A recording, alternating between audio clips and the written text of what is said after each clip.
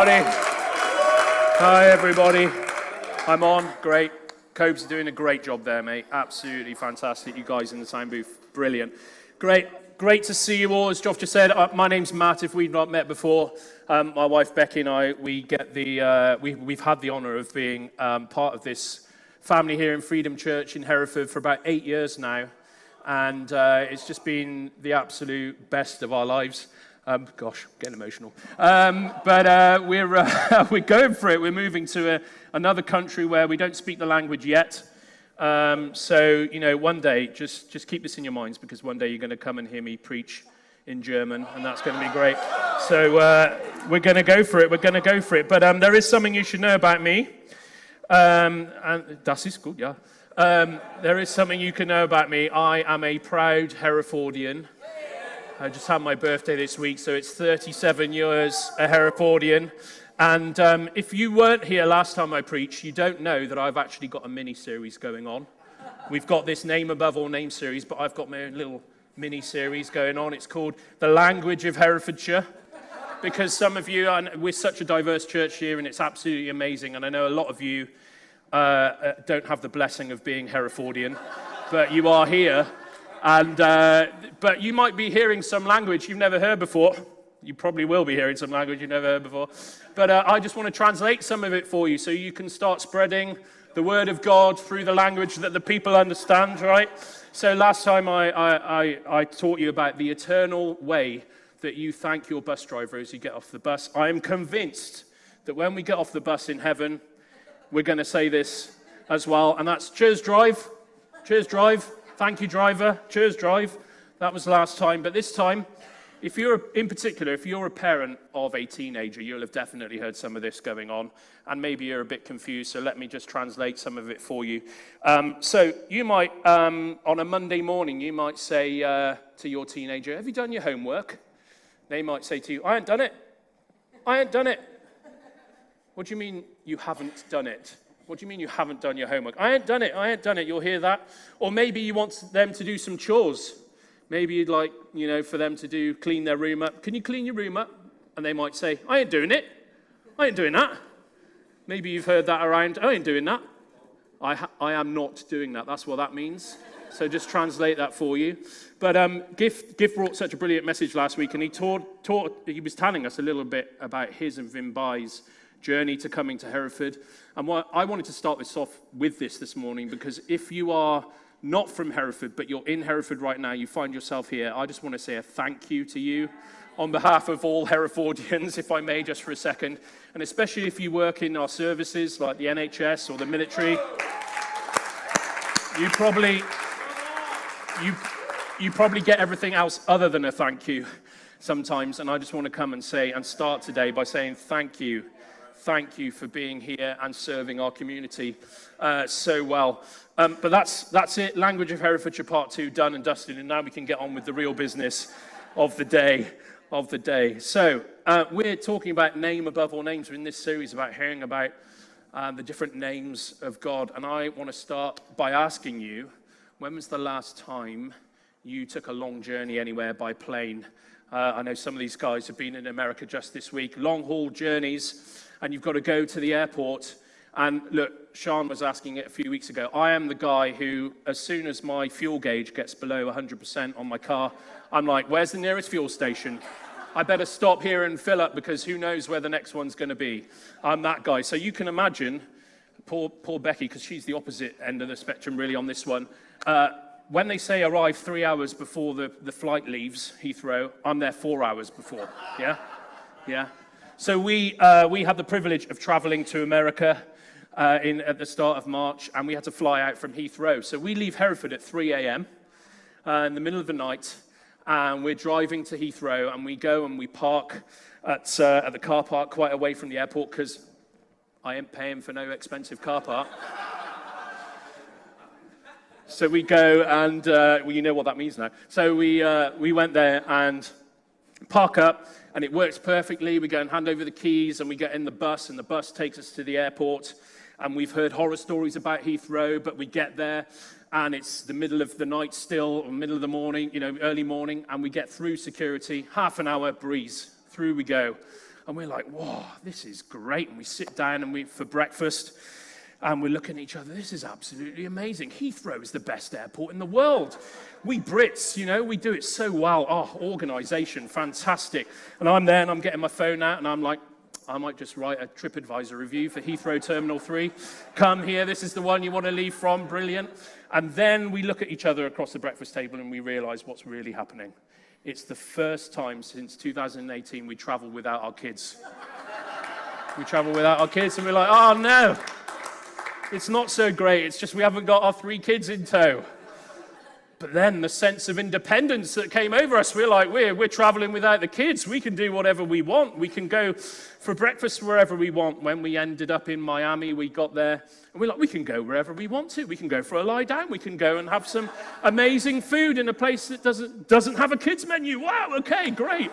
Let's go there. But that sense of independence, that really came to us at that moment. And I traveled to Berlin earlier this week for 2 days of work, and I was there early, just the afternoon before. And so again, that sense of independence came over me. I'm by myself. I'm like, I can go anywhere I want. I can go for a lie down. So I went for a lie down. I got up, and then I was like, let's do what every good person should do when they first visit Berlin, and that's go and get a doner kebab. Oh, there is heavenly food. I do recommend that you do it. But that sense of independence came over me at that moment. And I don't know if you get that feeling as well, but it's part of the human condition, right? I think, for us to do what we want to do, to crave that independence. The world will tell us, you do you. You go and do what you want to do. You plan your life. You go for it, whatever you want to do. But I'm going to introduce you today to a name of God that cuts against that. That idea that we want to do what we want to do. And there's a name of God that's going to challenge us today a bit. Are you up for a challenge? Come on, because so often we get a word, amazing preaching from the front here, and it's, come on, encourage you. Come on, you can do it. Yes, fantastic. But this one's a bit more challenging today. So you ready? Come on. This name that we're concentrating on today is the name Adonai. Adonai. Can you say it with me? Adonai. Adonai. And it means Lord or Master. Well, it doesn't just mean that, because Adon means Lord. Adonai is the plural, and what that means is we're not talking here about a Lord or a Master. We're talking about the Lord of Lords. The Lord of Lords. Any Chosen fans? Chosen fans? Show me your hands. Yeah, you'll have seen the disciples in that series referring to Jesus as Adonai. Adonai. And what they're saying to him at that moment is, you are Lord. You are Master. You're in charge. It's not something we're particularly familiar with in this day and age, but we want to discuss this today because there's a really simple question I want to ask you that, as we'll discover, has a lot more depth behind it. And that is the Lord your Master? Is the Lord really your Master? And that's a challenge for all of us. Even up here, I'm not standing here as someone who's got all of this right. So I just want to make that clear. It's a challenge for all of us in here. But it's one thing to believe in God, and it's another to really make him Lord of your life. We sang, there's that new song. I really love that new song today. There's a bit in that said, if you're all in, are you all in? Because we're going to go there today and find out what that means. It's like we're asking, who's the boss? Who's the boss of your life? Because we all like to think I'm in charge. I'm the one who calls the shots. I want to branch out, do my own thing. I want to be the boss. I want to make the decisions, the key decisions. But is the Lord truly master of our lives? So as we think about that autonomy and that independence today, there's a story in the Bible I'd like to take you through. And it's in Mark 10. And it's about the rich young ruler. It's an interaction that Jesus has with someone. And it comes up in 3 of the gospel accounts. And so that should tell us something. It's important. It's something we really need. It's an interaction that we really need to take notice of. And there's this guy you'll have maybe heard of before called the rich young ruler. He's referred to as the rich young ruler in Mark. And he's doing all right. He's doing all right, actually, because he's rich, he's young, and he's a ruler. So he's doing pretty well for himself. And I don't know about you, but I think I'd sign up for that role. Rich young ruler. Might be past me a little bit now. No, anyway. But there's something, and I don't know if this resonates with you even 2,000 years later, that we'll see in this story. There's something more that this rich young ruler is asking after, is seeking. There's something more. And even though he's rich, young, and a ruler, he knows there is something more. There is something more. And it drives him towards Jesus. So let's go to Mark 10, verse 17, where we pick up the story. So as Jesus started on his way, this happens to him a lot, right? He's trying to go somewhere and someone comes along. A man ran up to him and fell on his knees before him. Asked, "Good teacher," he asked, "what must I do to inherit eternal life?" There's just some things to pick out here, right? The rich young ruler, as we find out this man is, he comes up to him, he runs up to Jesus. There's an urgency about his question that he's going to ask. He falls on his knees. Starts out pretty well. There's a submission to Jesus. He recognizes that Jesus is someone important and of authority. And then he asks a question. What must I do to inherit eternal life? He's rich, young, and a ruler, but he knows there's something more. There's something more that I need to seek than this. So he starts out pretty well. And I love that, as so often happens, Jesus answers a question with a question. We read on. He asked, "Why do you call me good?" Jesus answered, "No one is good except God alone." Now, as we know, Jesus is God. But what he's really getting into here is the heart of the problem for this man. He's asking, he recognizes that this man, there's potentially something about him that thinks of himself as good. But actually, Jesus says, no, God alone is good. And that's a good starting place for us to come in today as we take on this challenge together this morning. We start at this place of realizing, no, it's only God who's truly good. So there is something for us all to take from this morning, right from the start. But as we read on, then Jesus says, you know the commandments. You shall not murder, you shall not commit adultery, you shall not steal, you shall not give false testimony, you shall not defraud, honor your father and mother. And as we read on, "Teacher," he declared, "all these I've kept since I was a boy." Wow, anyone in here not lied? Anyone in here lived that perfect life? Wow, this guy is young, he's rich, he's a ruler, and he's keeping those commandments. He's doing so well. He's doing so well. You know, Jesus looks at him and loves him. There's compassion. But he does then say to him, there is one thing you lack. Go, sell everything you have and give to the poor, and you will have treasure in heaven. Then come, follow me. As we read on. At this, the man's face fell. He went away sad because he had great wealth. Jesus looked around and said to his disciples, how hard it is for the rich to enter the kingdom of God. What a massive opportunity. What a pivotal point, crossroads in this young rich ruler's life. He gets to meet with the Savior and ask him a question, and he gets the answer.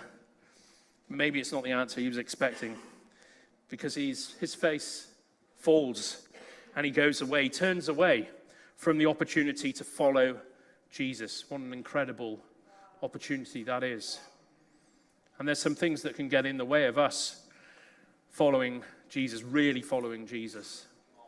And so this story, and its 3 accounts across the Gospels, stand as a reminder to us today, a warning to us, and it's something we should take heed of. Because if you want to know what it means to say Adonai, Lord, you are Lord of Lords, you are Master, you've got to know that everything you have, all of it in your life, belongs to God. You know, we sang this morning, it's your breath in our lungs. Wow. I'll come on to some things in a minute, but if we even think about the very breath that we have is God's, what are we going to do with it? Is it submitted to God? So, you know, we go through our lives with picking up things, and we put them in our bags, and we carry them around. You didn't think I'd forgotten to take my bag off, did you? Joff earlier was like, in the first one, he was like, I thought you'd just forgotten to take your bag off.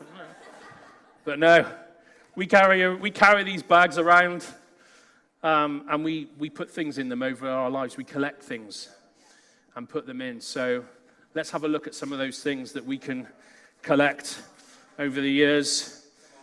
And even this man, this rich young ruler, as we come before Christ and we say, Lord, I want to follow you, we've got to examine the things that are in our bags that we've collected over the years and work out, okay, if you're going to be my Lord, Lord of Lords, and I'm going to submit to you, I've got to submit the things in my life. So, first off, money. £10, 10 euros. It's my life at the moment. That's my life. Money. It's so easy for us, isn't it, to say, God, I'm willing to give you all my possessions. I submit everything to you, everything that's in my bag, but, I just want to keep hold of this one. I just want to keep hold of this one now. Lord, I trust you. I really trust you. You've been so faithful. But I just can't go there with my finances. I've got to keep hold of that money. Got to keep hold of it. It's so easy to get there, but Jesus is coming today and he's saying, no, I want everything out on the table. I want everything out on the table. And so often we hear of people who want to follow God, who believe in him, want to commit their lives to him, and they want their healing, they want the redemption, they want all of that good stuff, but they can't submit their finances, their money. They can't submit to heavenly stewardship of their finances. And it's the one thing that trips them up. And this was one of the things that we find out about the rich young ruler. We've got to submit it to God. Got to submit it to God. So money, whether it's in euros or pounds, it's all submitted to him. I've asked the question. No, it's sports. Sports, this is my FC Union Berlin ball. And I know what you're thinking. They use the same size ball in Germany. This is just a piece of merch. But sports, honestly, I've missed group nights because the Champions League game has been on.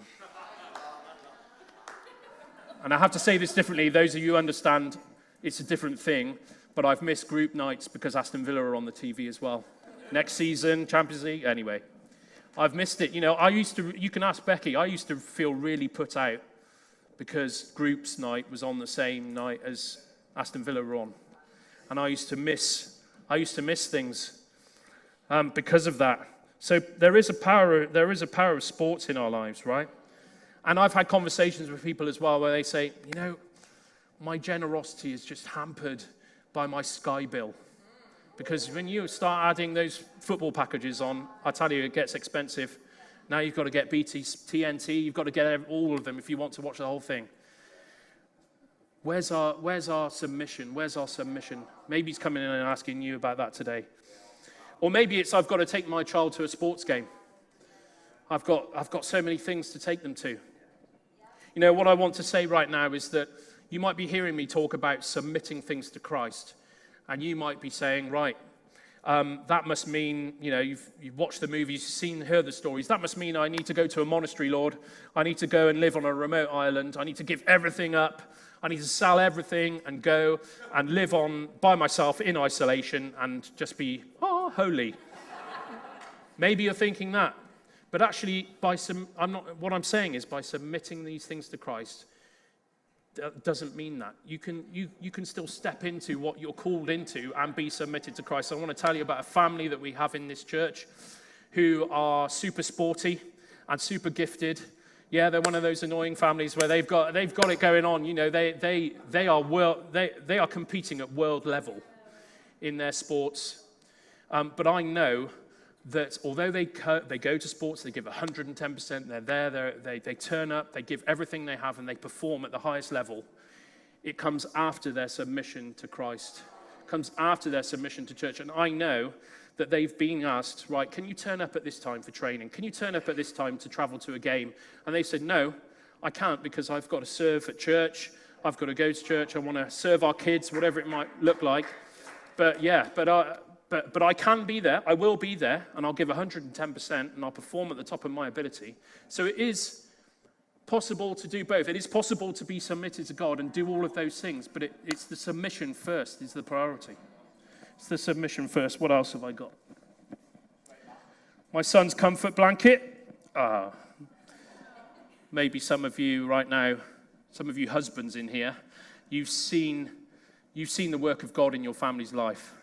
You've seen the work of God in your wife's life, your kids' life, and you've joined this community, and it's so undeniably God. It's undeniably supernatural, but maybe your comfort is holding you back from making that commitment, that same commitment, and experiencing everything that your family is. Maybe you're not willing to become uncomfortable. You know, if we're going to pick up our cross daily and follow Christ, it means being uncomfortable. So maybe it's comfort for you. Maybe it's comfort. What else have I got in here? Let me see. Pull this one out. I don't think people wear ties to work anymore, do they? But career. I chose a particularly flowery one, but career. Maybe it's your career that needs to be submitted to Christ. And you know what? I've got something to say about career. So, hold me back if I get carried away here, because it really is an area that can be difficult to submit to Christ in. And something, because we do it every day, right? We do work every day. Are you willing to give it to God? Are you willing to say, Jesus, you can have everything, even this?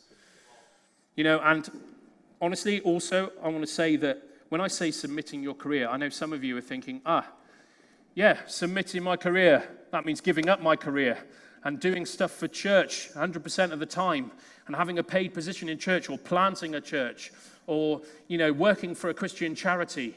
And that's not, there's a balance here. There's a balance here, because submitting your career might just look like turning up on time for your boss. Might mean honoring your boss when it's difficult to do that.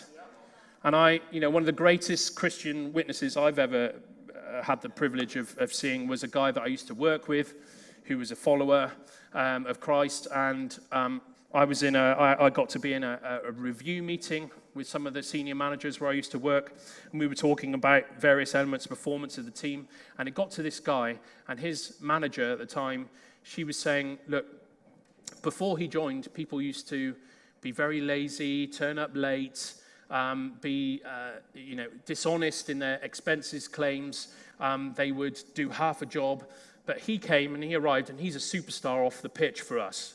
We can't almost afford not to have him, because he came and without saying anything, he turned up on time. He was honest with his expenses claims. He was fair. He dealt with critical feedback in such an honorable and progressive way. And, that really spoke to everyone in that team. And it was obvious to them that he was a follower of Christ without him having to preach to people. And that's what we're maybe being called to be. Maybe it is that you're called, as you submit your career to God. Maybe it is that you commit to that side hustle and start a new business. Or maybe it's that you shouldn't, and you should stop doing it because it's taking you away from the work that God has placed you in right now. So anyway, stop me. That's career. That's career. What else have I got in here? So I've got the nappy, got the snacks, got the sippy cup, another snack just in case. Got the dummy. There's the spare dummy. Got it. Kids, are our kids submitted to Christ? They're his first and foremost. As a church, worldwide, we dedicate our kids to Christ. We say, look, we're handing them back to you because they're yours. They're not ours. We're just stewards of them for a short time. So are our kids submitted? Are our kids submitted, or do we elevate them above Christ? We've known families that have done that, and they're sadly no longer in church of any kind because they've elevated their kids above Christ. And it's a difficult thing to ask. It's a difficult thing to ask right now. What else might there be for you? Maybe it's your home. Maybe your home is, you feel like it's too cluttered or it's too tidy for you to be hospitable and to invite people over. Is your home submitted to Christ? Is your car submitted to Christ? Your relationships, your diary, your calendar?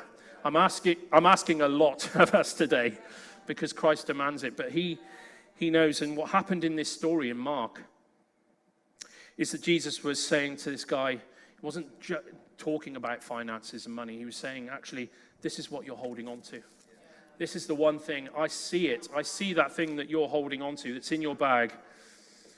And I want you to submit it to me. Actually, we need to come and say, God, it's all for you. I'm putting everything on the table. There's nothing in my pockets, there's nothing in my bag, Lord. So my question for you is, how much of your life is submitted to God? What's in your bag? What are you holding on to? Because if we're really honest with ourselves, almost every person in here has got something in their bag. You know, I also felt to say that maybe you're sat there right now and you're thinking, my bag's empty. Easy. I've given it all to him. Why don't you just go try and putting your bag on? Oh, actually, there's something in there, deep in one of these pockets that I didn't realize maybe. I pray right now that the Holy Spirit is coming, convicting you about some of these things, about this challenge. You know, it's no coincidence that as we go into this cave week with the theme holy, that God is bubbling some of those things to the surface. And he's asking us, you know, this is the opportunity. You come and empty this bag in front of me. You know, we can go on a journey. We can go on a journey of submission and looking at those and giving those up to me. But let's empty the bag first, on the floor, on the table. Let's get it out. Let's talk about it. Because anything that we hold on to means we're not submitted to Adonai. Anything that we hold on to. Because if we say, Lord, I'm submitted, but there's something still in our bag, it's false. It's not the truth. Let's be honest with ourselves this morning. Because Jesus says how hard it is for the rich to go to heaven. And the same is also true, I think, for the unsubmitted. You know, he talks about how hard it is for the camel to pass through the eye of... It's easier for the camel to pass through the eye of the needle than for the rich person to go into heaven. And I think he's also talking about the unsubmitted as well. So if you're saying yes to Jesus this morning, I want to follow you, but you're going to keep some of this stuff back, then it's not the truth. It's not the truth. You know, in Luke 18, verse 18, the rich young ruler is referred to as a certain ruler.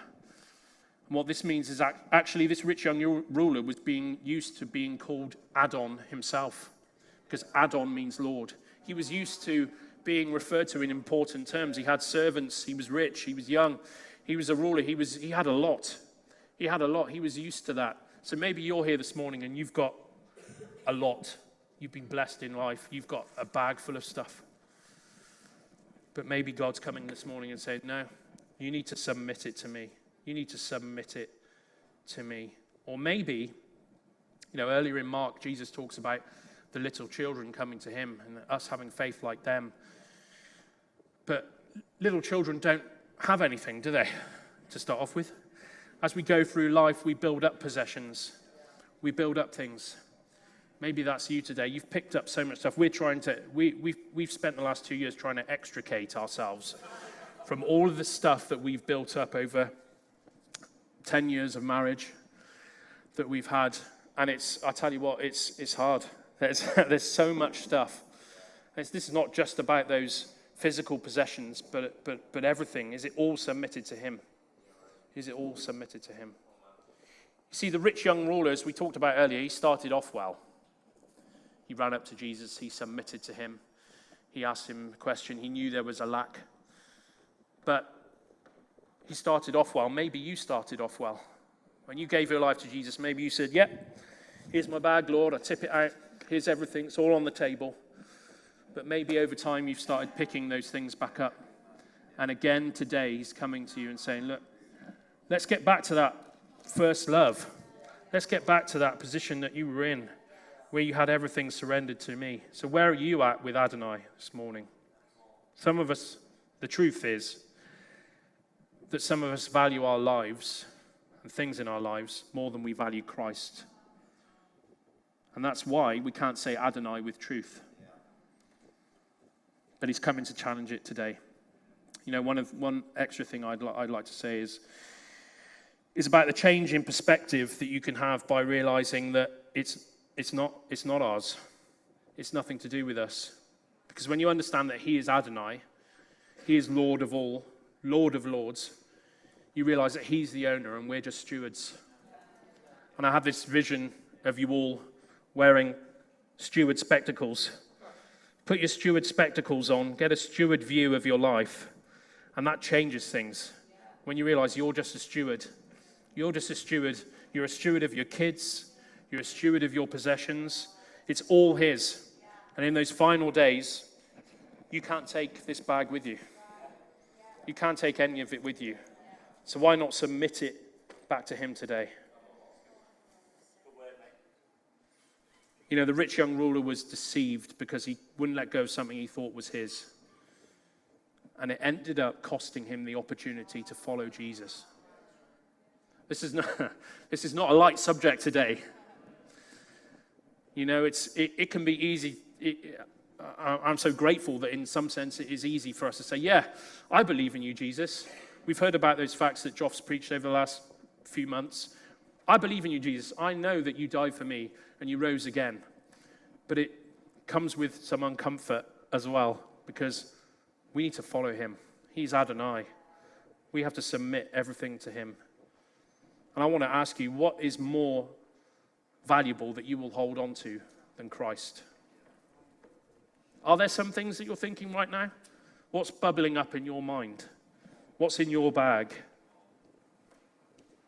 And as we approach the end here, I just want to say we need to flip the way the world looks at this, because I think the world and pop culture, and dare I say it, some of even the popular culture in Christianity today would want to come and treat Jesus, treat God like a genie in a lamp. You know, oh Lord, please come and grant me this wish, I pray. Does that resonate with anyone? That we can treat God like that, but actually he's wanting to flip it around today to where we say to him, what's your will, Lord? What would you have me do? What can I do for you? How can I serve you? You know, because it says in the Lord's Prayer, Jesus was teaching us in Matthew 6, says, your kingdom come, your will be done. He was teaching us to pray in submission from the start. So if he is Adonai, he's the master. You've got to say, Lord, whatever you wish me to do here. You know, as couples, when was the last time you got both together and said, what's your will for our lives? What's your will for our marriage? What's your will for our kids? What's your will for our car? What do you want us to do with it, Lord? And that can change things, that perspective. You know, in 1 Corinthians 6, verse 19 and 20, it tells us you are not your own. You were bought at a price. You were bought at a price. You are not your own. Maybe this is a surprise to some of you today, because the world says, look, yeah, you are your own man. You go and do what you want to do. You know, make sure it's what's best for you and for your life. But no, if you follow Jesus, if you profess to follow him, you were bought at a price. That's the truth. Your life is not your own. And, you know, even Jesus said it. Not everyone who says to me, Lord, Lord, in Matthew 7, will enter the kingdom of heaven, but only the one who does the will of my Father. So we're all mastered by something. Matthew 6:24 says, no one can serve two masters. So there's a simple choice today. Really, on some level. Who are you going to serve? Who are you going to serve? Because you can't serve two masters. So if you're choosing to follow Jesus, and look, if this is your first time in church today, welcome. But you've got to realize something, that it's this life following Jesus is not one of comfort. It's not one of professing to believe in him and declaring him Lord and then going and doing your own thing. We have to then submit our bag full of stuff to him. So I just want to leave you with 3 questions as we wrap up today in response. And number 1 is, are you submitted to God? Are you really submitted to him? What's left in your bag? I'm going to ask you again, if you're sat there today thinking, nah, nothing in my bag, I don't have a bag. Just in your imagination, try picking that bag up. Put it on. How heavy is it? What's in there?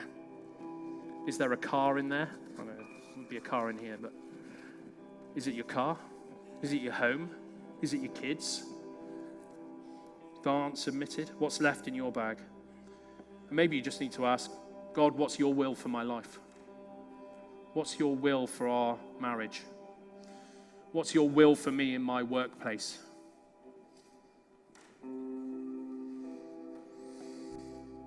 So just by way of response, I want to ask, maybe it's your first time in church. Maybe you've never committed to following Jesus. Maybe you've been on this journey the last few weeks and you really deep down you're starting to think, no, I believe this. I believe this stuff that's being preached and taught from the Bible. I believe it. So maybe today is the day that you submit to God, to Him, to calling Him Adonai. And that's a journey you can go on. I'm not saying that you come and straight away today drop everything out of the bag. Maybe it is. But whilst every eye is closed, we've got a team of people here who would love to talk about that with you. And if you're at that stage where you want to follow Jesus and make Him Lord of your life, would you just respond by lifting your hand, raising your hand if that's for you today? Just saying, Lord, here I am. I'm not a perfect person. I've only just started really to believe in you. But I know there's something more. There's something more. Would you just raise your hand if that's you today? Because we've got a gift for you. We'd love to have a chat with you. Thank you. Look, and I'm going to hand over to the band in just a second. We're going to go into a time of worship. But in that time, what I want to ask you, if you've professed to follow Jesus before, you've confessed that He is your Savior, you're a follower, you're in church every week in, week out, maybe this is a question of coming and submitting to Him again today, submitting those things. You pull your bag out, and your bag is heavy. Maybe you've got to empty some things to Him again today. So whilst we go into this time of worship, I would just like to ask you to respond to Him. And I think there's something about taking a knee. So if that's for you today, would you just, maybe you just want to get out of your seat and just fall to your knees and say, Lord, I submit to you once again, whatever it is, whether it's everything in my bag or whether it's just the one thing I've got. Maybe it's my home, maybe it's my kids. And if, like me, you've got dodgy knees, maybe you just want to raise your hand or you want to stand. But as we go into this time of worship, there's a time of response now. And if you are stood next to someone that's taken a knee, would you just pray with them?